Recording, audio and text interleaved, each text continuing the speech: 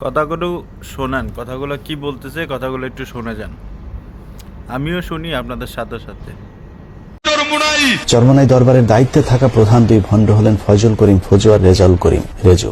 ফজু রেজু দুই ভাই জন্মগতভাবেই পীর সাহেব। তাদের বাবা ছিলেন পীর, তার দাদা পীর, তার দাদাও ছিলেন পীর সাহেব।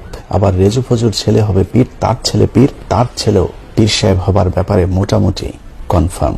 সব মিলিয়ে সব যেন পীরের হাট বাজার।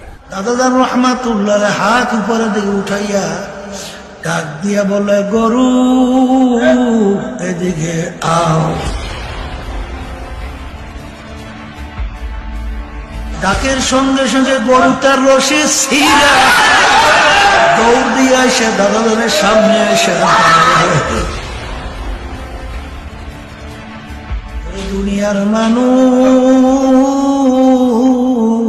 তোমরা আমাদের কথা শুনলা না, গরু আমাদের কথা শুনবে।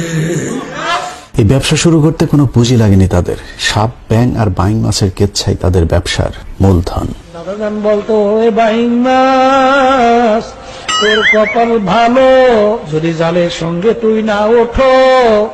ওদিকে টেডানিয়া কোফাইতে কোফাইতে আইতে আছে। তখন তোর কলিজার মধ্যে কাটা ঢুকে পড়বে, আর তখন পানির মধ্যে থাকতে পারবি।